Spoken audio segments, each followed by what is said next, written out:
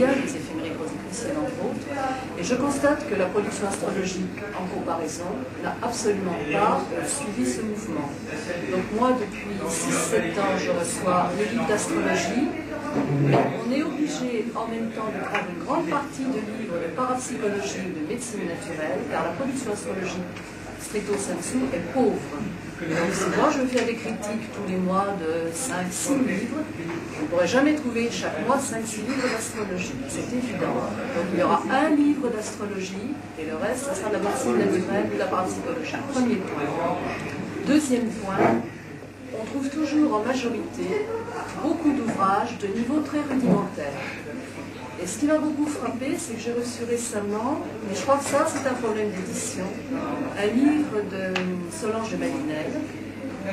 Je l'ai replacé dans la production habituelle de Solange de Malinel avant de le lire. Et j'ai découvert un livre extrêmement primaire. Et je me suis demandé pourquoi, j'ai eu la réponse par Yves Lenoble hier, ce livre fait partie d'une collection commandée. Donc on commande à des astrologues de haut niveau des livres de niveau tout à fait grand public. Et ça continue. Donc la grande majorité de la production astrologique est encore, suivant la demande des éditeurs, d'un niveau assez moyen. Donc les débutants vont trouver beaucoup de choses, les astrologues d'un niveau plus élevé vont trouver fort peu de choses. Donc, il reste évidemment le travail de recherche personnelle qui est le seul intéressant. Il y a peu de livres. Moi, cette année, je pourrais ressortir, indépendamment de l'intérêt que je porte à tel ou tel type d'astrologie, parce que ça, c'est pas mon problème quand je fais une critique, je pourrais ressortir un livre d'Irène Andrieux sur l'astrologie réincarnationniste, qui fait preuve d'un véritable travail de recherche, des livres de Denis Labouré, un livre de, comment il s'appelle, Patrick Pascal Lassalle, Pierre Lassalle, qui, peu importe ce que j'en pense, mais enfin il y a un travail, un livre de recherche également de 2 astrologues suisses sur les cycles de la Lune, et puis au niveau des traductions, le Saturne de Lisline, qui est quand même important, je pense, pour les Français qui ont peu de livres de Lisline, mais c'est une astrologue qui compte. Bon, mais à part ça, relativement peu de choses. Alors, à quoi ça tient? Il y a certainement le fait que les éditeurs ne veulent pas prendre de risques, et là je trouve qu'ils ont tort, puisqu'il y a une demande. Quand vous allez dans les pays anglo-saxons, moi il m'est arrivé d'acheter des livres épais, documentés, consacrés à un problème aussi spécialisé que les agressions sexuelles sur les enfants, par exemple, avec des thèmes de victimes, des thèmes d'agresseurs, les études statistiques, les études psychologiques et les études des faits. Tout ça, il est inutile de dire qu'en France, on ne trouve pas jamais ni l'équivalent ni l'analogue. Je pense aussi qu'il y a un problème dans la façon, quand je vois passer les manuscrits, dans la façon dont les astrologues présentent leur travail. Il y a une grande confusion. Je trouve qu'ils présentent trop leurs livres comme des articles un peu élaborés. Alors, est-ce qu'il y a un problème de rigueur?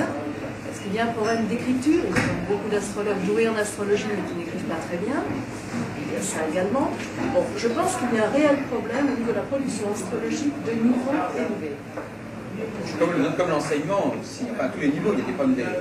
Oui. Tout ce qui est haut de gamme a des problèmes. Et comme la presse, moi je mettrais plutôt cela en parallèle avec la presse. Je vois ce qui se passe à Horoscope. Horoscope se vendait bien dans l'ancienne formule. Il y avait un travail d'astrologie réel par les auteurs.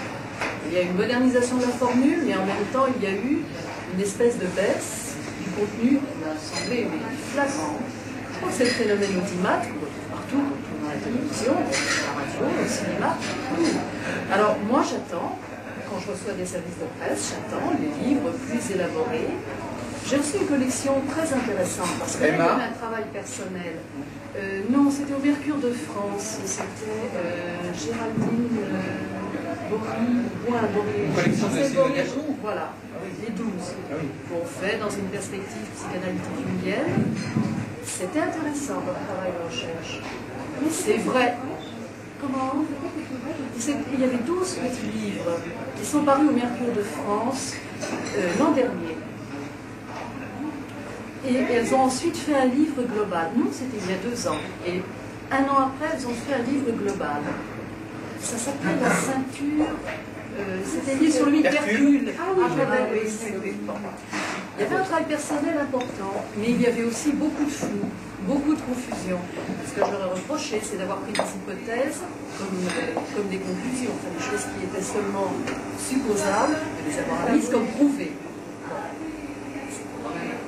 intéressant. Elles ont beaucoup de problèmes avec la maison d'édition. Qui refuse de toute façon, mais pour de France, après, je crois, à fermer ses portes, c'est une succursale de Gallimard. Donc, je trouve que le bilan, on sent bien qu'il y a quand même des astrologues qui essaient de faire passer quelque chose d'autre. Mais dans l'ensemble, le niveau reste très médiocre au sens du terme moyen. Alors, voilà ce que je peux dire sur un grand parcours, enfin, je veux dire sur un grand échantillon de têtes. Ça mérite discussion, je suppose. Est-ce que je peux intervenir parce qu'il y a effectivement un très gros problème d'édition. En fait, la plupart des astrologues que je connais qui ont édité des recherches ont dû les éditer à compte d'auteur. Bon. D'autre part, il y a un phénomène, c'est que les livres techniques, très techniques, sont rejetés également. Par exemple, j'ai essayé d'éditer un traité de cosmographie qui soit spécifique à l'astrologie, qui prenne donc en compte des systèmes de maisons, qui prennent donc en compte les justifications d'un certain nombre de choses, je peux vous dire que c'est pratiquement impossible. Il y a pourtant beaucoup de livres sur les maisons. Oui, non mais un traité de cosmologie globale destiné à l'astrologie, adapté à l'astrologie, c'est impossible. Parce qu'on vous dit, oui mais qui vont l'acheter? Simplement. Inversement, est-ce que des gens qui ont à faire leurs preuves intellectuellement parce qu'ils n'ont pas eu de formation, etc., ne sont pas tentés d'employer un langage un peu trop compliqué, si vous voulez. Non, je crois qu'on peut parler de choses très compliquées en astrologie avec un langage très simple. Oui, non, mais je veux dire, il y a des on a même intérêt, de toute façon. Non, mais c'est pas ça que je veux dire. On va tomber dans le défaut de Nicolas, qui est à J'avais dit le contraire. Je dis qu'il y a des personnes qui essaient de survaloriser leur enseignement en le compliquant. Oui. Oui, ben j'ai eu récemment le manuel d'astrologie conditionnaliste de Richard Pellard, qui est paru aux éditions d'Herville.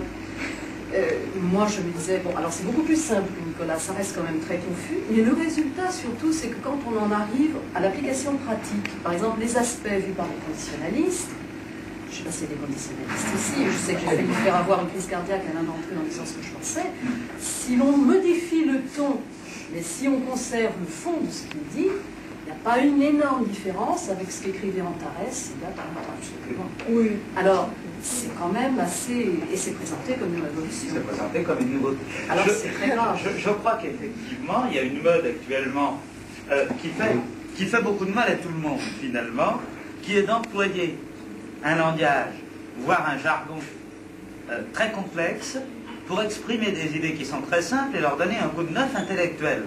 Bon, malheureusement, c'est quelque chose qui marche très bien auprès des éditeurs, c'est quelque chose qui marche très bien auprès d'un certain public.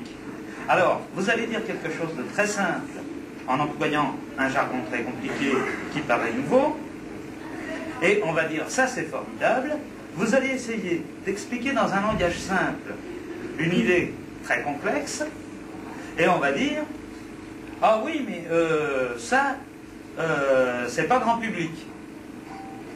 Mais comme c'est pas non plus dans le jargon à la mode, ça passera pas non plus dans les ouvrages destinés à un certain public. Je ne sais pas si c'est ça le problème. Je n'ai pas tellement de livres, donc à part les conditionnalistes qui ont des expressions tout à fait à eux, très lourdes, et qui ont exactement leur équivalent dans un autre vocabulaire. À part eux, je ne sais pas si c'est tellement ça qui me fait un peu plus. Je crois que c'est quand même plutôt au niveau du fond. C'est aussi un problème pour reprendre les anglo-saxons, je vois dans leur production des livres... Bon, Arroyo, par exemple, c'est quand même tout à fait compréhensible.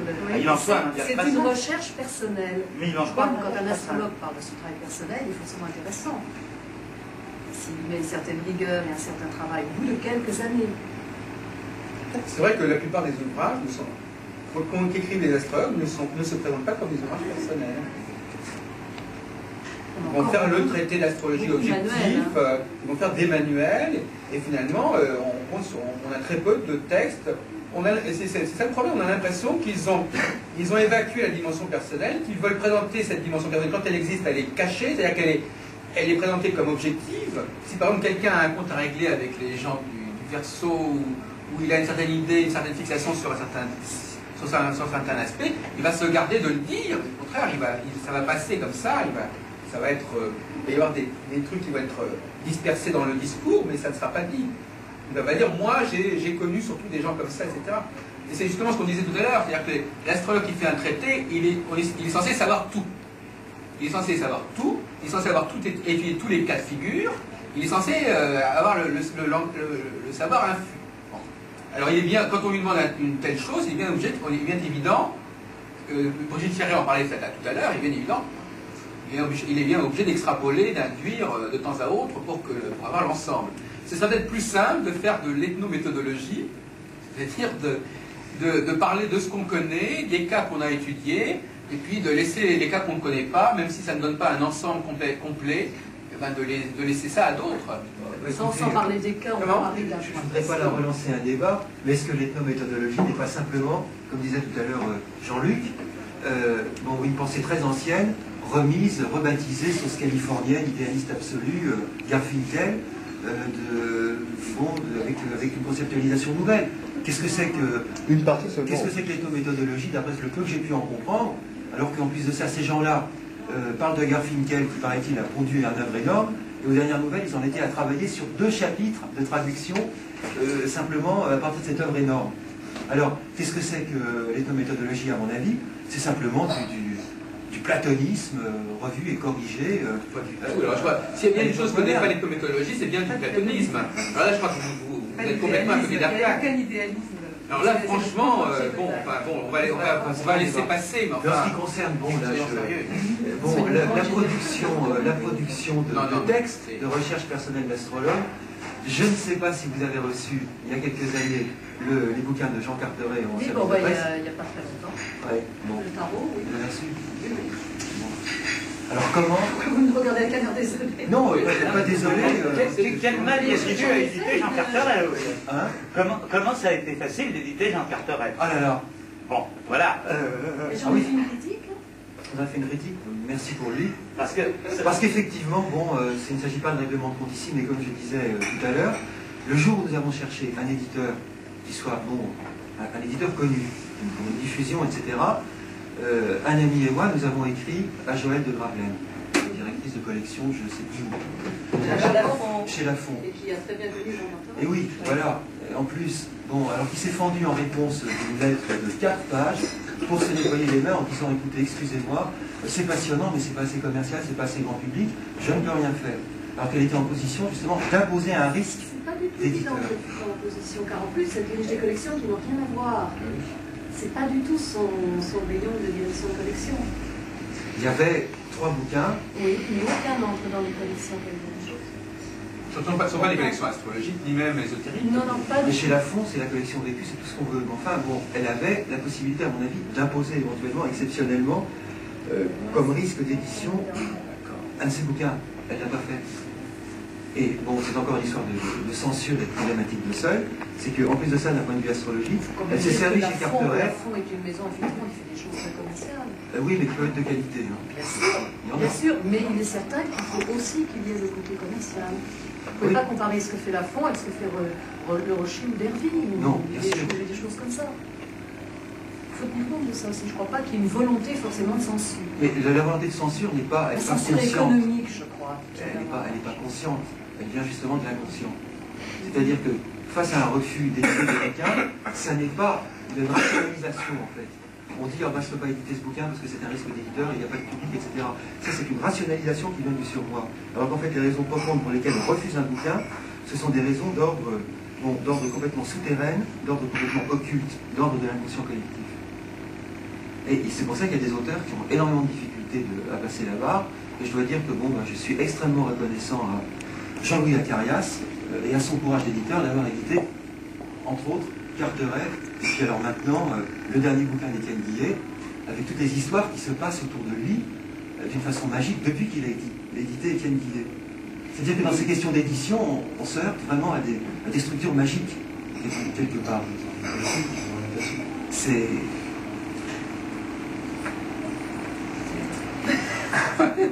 On parlait tout à l'heure de... Mais moi, je suis pour les petites maisons d'édition, de toute façon. Je pense que pour les gens qui font des choses très, très spécialisées comme ça, je suis pour. Cela dit, c'est vrai qu'il n'y aura pas un public énorme. Non, moi, j'en ai fait la critique parce que j'aime bien Carteret, mais je ne suis pas sûr que parmi les lecteurs, il y ait un public énorme. Non, c'est vrai.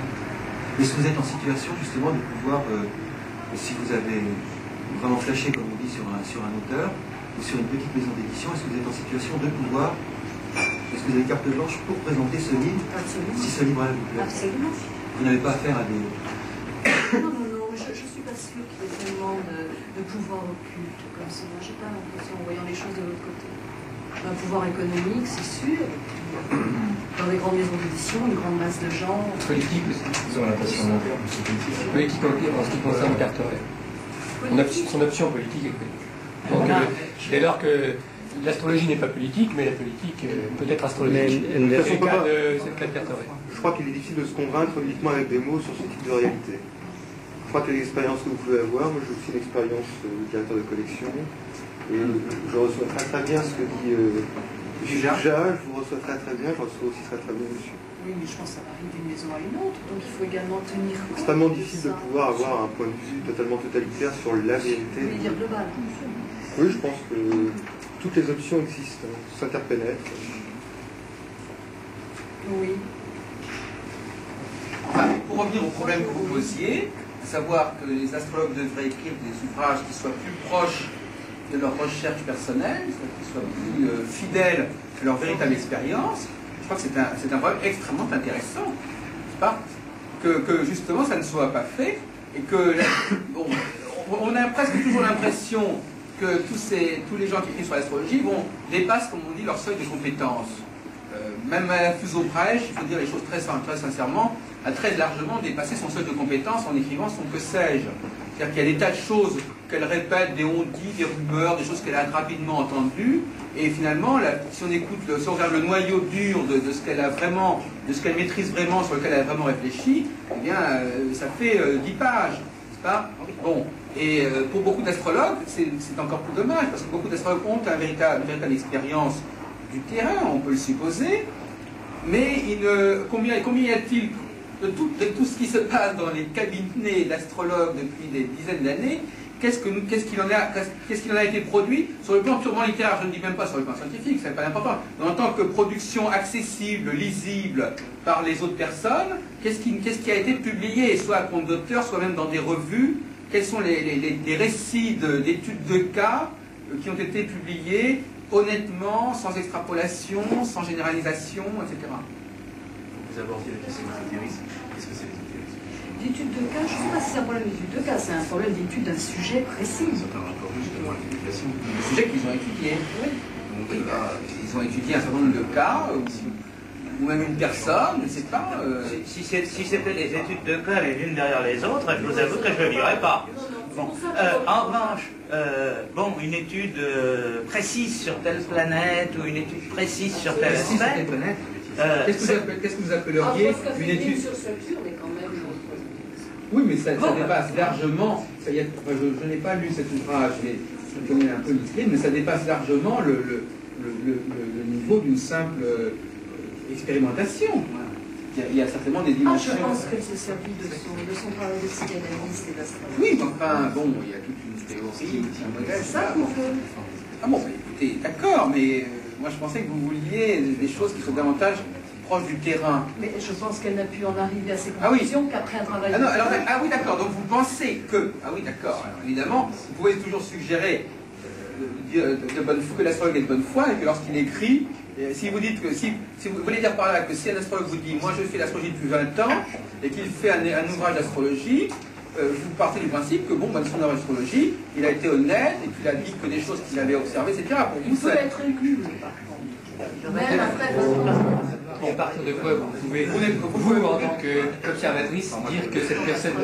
Oui, mais enfin, peu importe, en tant que, disons, juge et partie, dire que cette personne est nulle. Il faut que vous définissiez d'abord. Juge et partie. Oui, mais oui, vous êtes juge et partie dès lors que vous estimez qu'une personne est nulle. Ah bon? J'ai dit.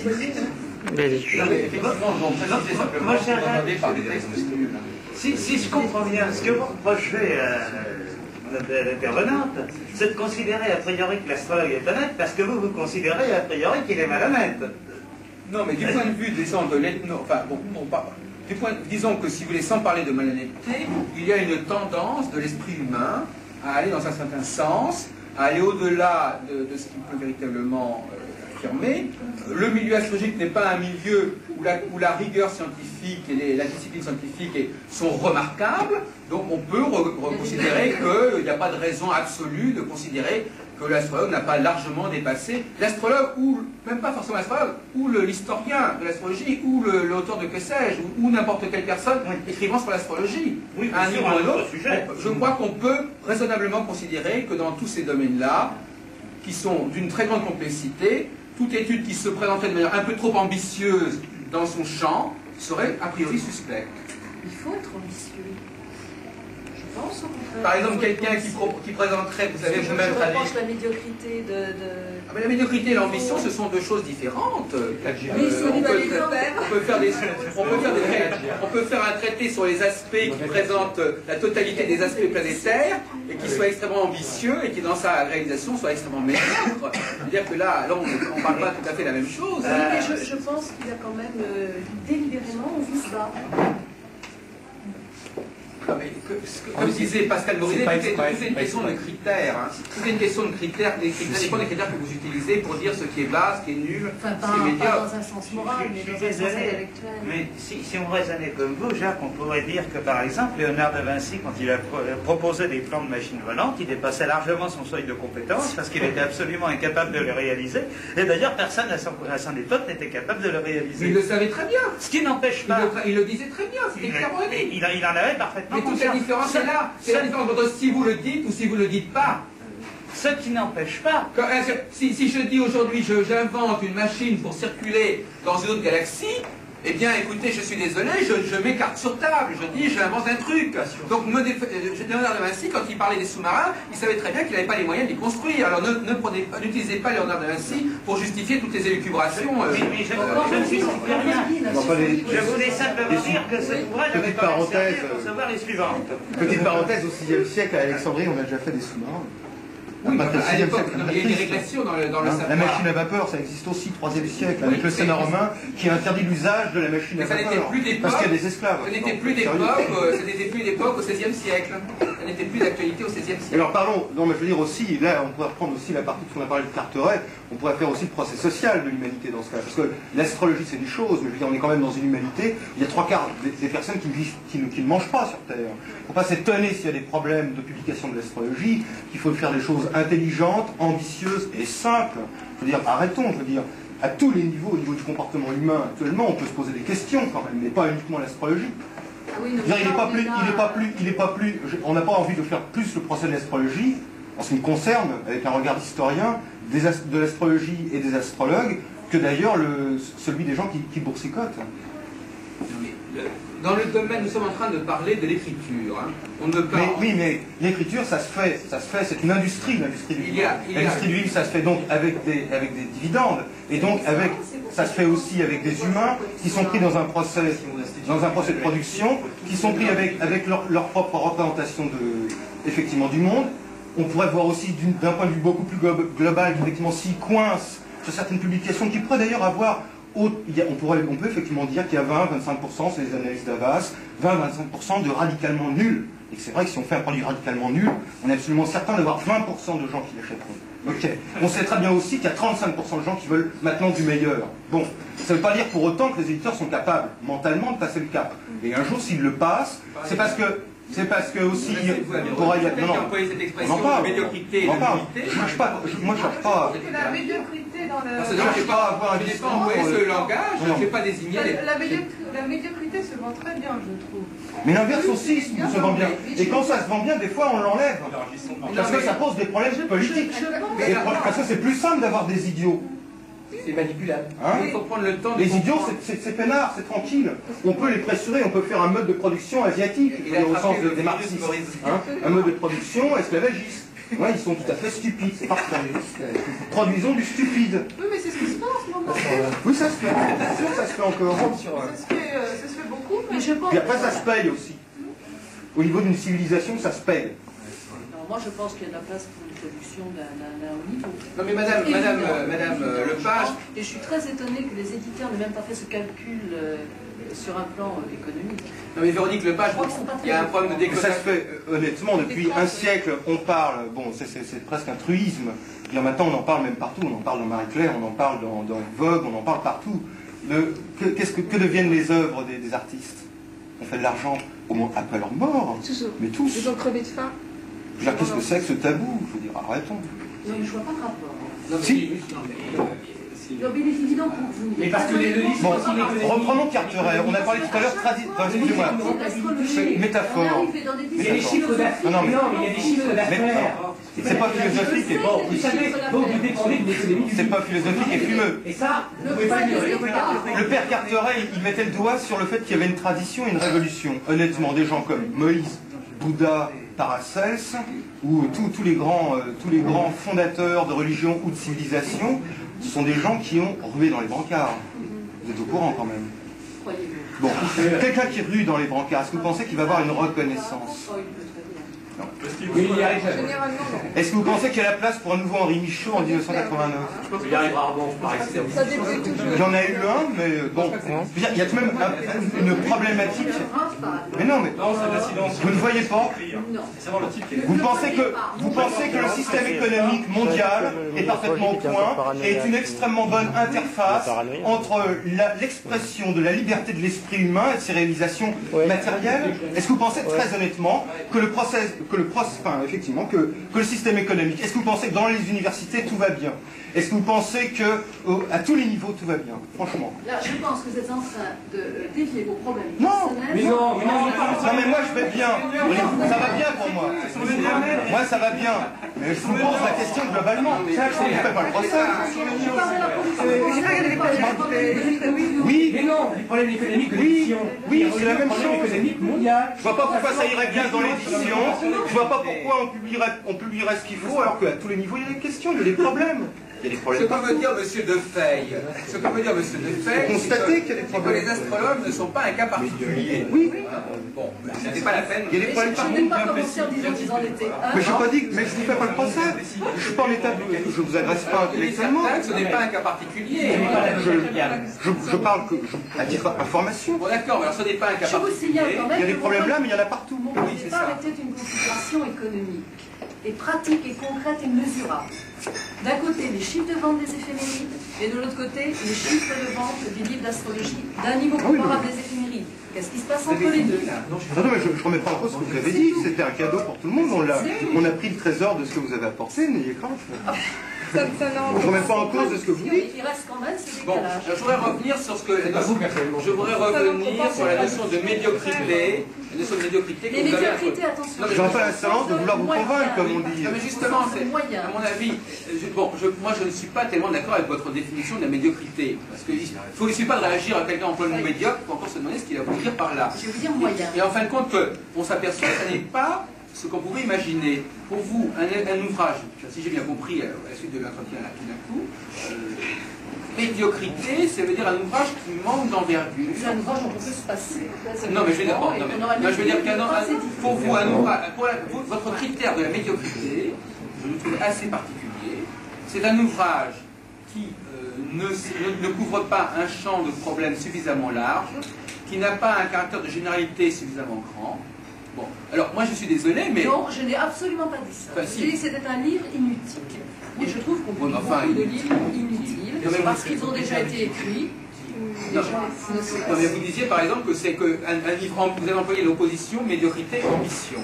Vous avez dit, il y a des livres qui manquent d'ambition. Oui, et là, j'ai éprouvé un plaisir particulier à faire un discours philosophique. Et moi, les discours philosophiques, c'est pas du tout mon rayon. C'est pas du tout. L'économie, c'est pas la philosophie. Non, mais l'ambition, vous dites que c'est... Moi, je dis qu'au contraire, un discours qui manque d'ambition, un discours qui ne... La maison 9 contre la maison 3. Un discours qui manque d'ambition peut être extrêmement intéressant, précisément parce que l'ambition fait souvent dire des énormités. Alors, donc, si vous voulez, moi, je réagis à ce niveau-là. Je dis simplement bon, je suis actuellement marqué effectivement par le milieu ethnométhodologique, etc. Et je dis, en effet, pourquoi ne pas... moi, je préfère quelqu'un qui me présente une étude sur ce qu'il a vraiment étudié. S'il a étudié la France de 1550 à 1560, il parle de cette période-là, et il ne me fait pas un discours sur le XVIe siècle ou sur la Renaissance. En Europe, bon, c'est tout. C'est tout ce que je veux dire. Alors moi, je ne vois pas pourquoi je trouverais médiocre quelqu'un qui me raconte exactement les textes qu'il a lus ou les expériences qu'il a eues et qui ne va pas au-delà. Et je ne vois pas pourquoi je dirais qu'il manque d'ambition, parce qu'effectivement, il n'a pas voulu traiter un sujet plus vaste. Là, de ce côté-là, je ne peux pas suivre, si vous voulez. L'ambition, si j'ai bien compris, c'est être en phase. C'est ce que j'ai compris, mais vous pouvez préciser. Donc, épouser un peu son orientation. Donc, je crois que ce qui pourrait se dire, par exemple, ça serait que une ambition qui a tenu ses promesses. Oui, mais je dis que l'astrologue est effectivement très... Et c'est ce qui fait d'une certaine manière la médiocrité de ses travaux. C'est que l'astrologue, justement...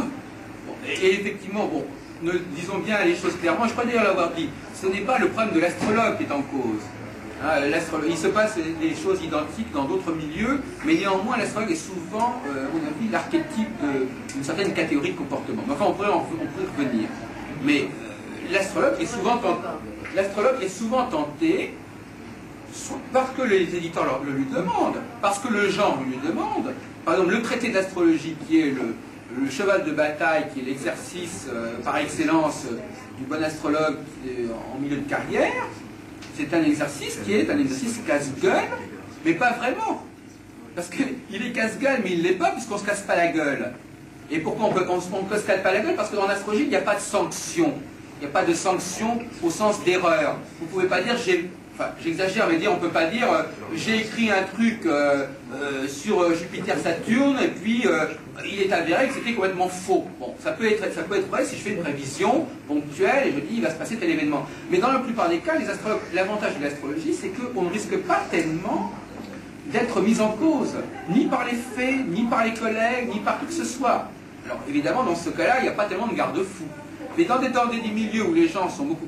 Et je voudrais faire une petite parenthèse. Vous pouvez considérer par exemple que ce colloque est relativement polémique, mais c'est un excellent signe. Je veux dire que dans les milieux scientifiques ou les milieux historiens, la polémique joue un rôle extrêmement important. Et que justement, je peux vous garantir que si des scientifiques venaient, je ne parle pas du commun des mortels, mais si des scientifiques avaient assisté à notre colloque, ils trouveraient que le fait que nous discutions et que nous posions autant de problèmes est un signe favorable. Et inversement, s'ils avaient entendu des exposés comme ça où les gens écoutaient tranquillement, ils se seraient fait une autre idée.